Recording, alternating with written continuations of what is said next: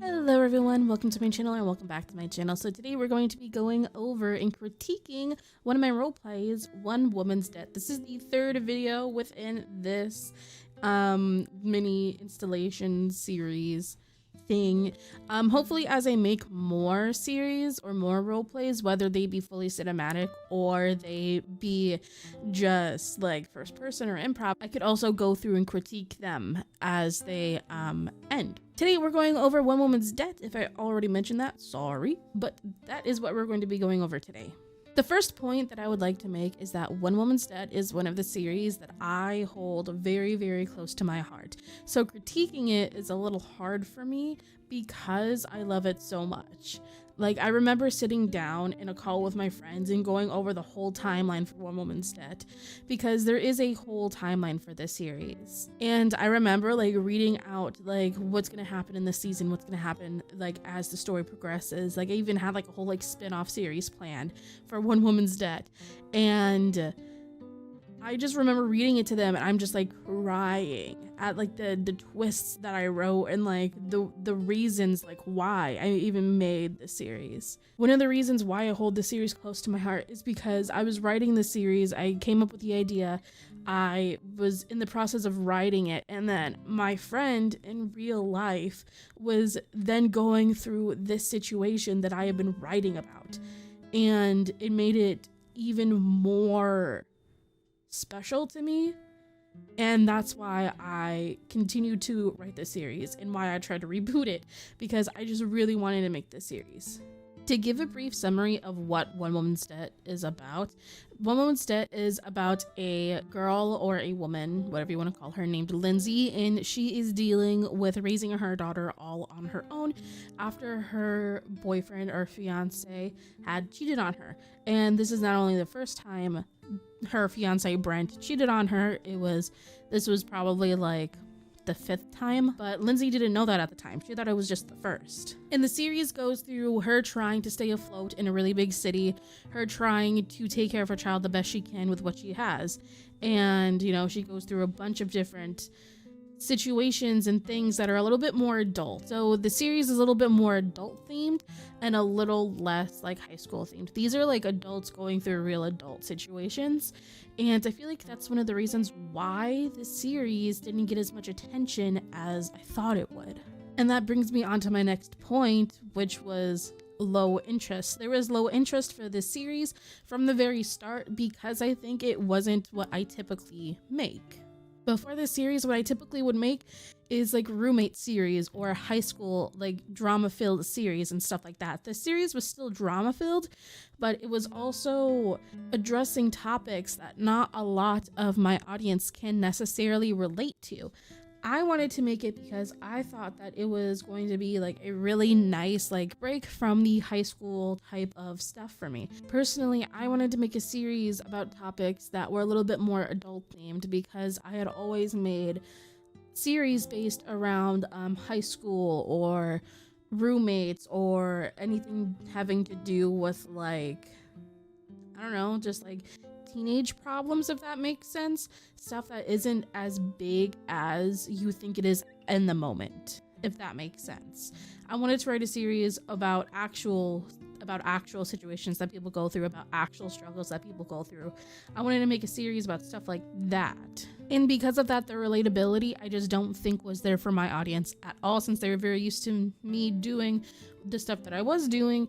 But now I'm going towards a more adult route, which is really cool for me and cool for me to explore that, but not so cool for my audience as they can't really relate to it. Therefore, they don't really care about that type of series as much. Although I will say that there are a couple of comments, and if I can still find them, I will pull them up, that really made the series worthwhile making. I loved making the series just because of these comments and these people. It just brought like a warmness to my heart that I absolutely like. The few people who enjoyed the series got it and got why I made it, and they really, really liked it, and I'm really glad that they did. Even though this series was low interest for my audience, it was high interest for me, and because it was such a high interest for me, I think that that's why it turned out to be, within my opinion, one of my better works for writing, because I was writing about topics that I 100% cared about. It wasn't me venting, it wasn't me getting out emotions, it wasn't me trying to chase trends or anything. It was about actual storytelling that I 100% cared about within like the modern world, because that's what a lot of people liked from me, like modern role plays, stuff that's like a little bit more relatable. And I thought this would be like a good medium, like a good meeting ground for me and my audience. So despite me critiquing it, I really do love the series. I think it is one of my best work. And will I eventually go and develop this story and make it better and upgrade a lot of the themes in it? Probably. Will I ever tell it like as a roleplay again? I don't know. I have thought about writing a book or writing this series on Wattpad and releasing it that way. So we'll just see what happens. Another reason why I don't think there was a lot of interest is because there was too much too quick. Unlike my past series, where there was a lot of build up to certain things, where there was a lot of, just like working up to specific points within the series, you were just dropped into this series. You were just drop kicked into the deep end with all of the drama and with all of the crazy things that are happening, which I would think would be better for retention, because you're kind of just like dropped into like, oh my god, what is happening sort of situation. But maybe not. Maybe it was a little bit too much too quick. I also did stuff a whole bunch of information into episodes so that each episode mattered, and I didn't really put anything in as filler wise. I didn't really let the characters breathe. I didn't let the audience breathe, which is I think is a very big issue that I made, or a very big mistake that I made, is that I didn't let anybody breathe, especially myself, when making this series. I didn't let the drama just stop. It just kept going and going and going. Towards the end, the characters you do see get a little bit of a tiny break, but right after that, it kind of just picks up. Despite me critiquing this series, I really do love all of the characters that I wrote, even Brent. I do have a soft spot for Brent, even though he is really, really stupid. He is a bit of a butthole. I really do like him. And it's just one of those series that are very rare for me, where I love the characters. I love all the characters that I made. Doesn't matter if they had their faults, doesn't matter if they had their issues or things about them that weren't so great. I really genuinely did love these characters very much. I especially loved Penelope, because Penelope was a child character. I never wrote a child character before, so I was kind of like birthing my own child through this sort of like experimentation of like, making a character that I get to develop along the way, and that you guys get to see develop along the way. And I had a whole spin-off for this series planned. Like, this series would go through like stages. Like, you would see Penelope as, like a child or a toddler in the first season. You would see her as like a preteen in the second, and then you would see her in her late teens in the third season. And I just really loved that progression. I just liked it. I just never did anything like that before, and I really wish you guys would have seen that. And with the spin-off series, it was all going to relate or revolve back around Penelope.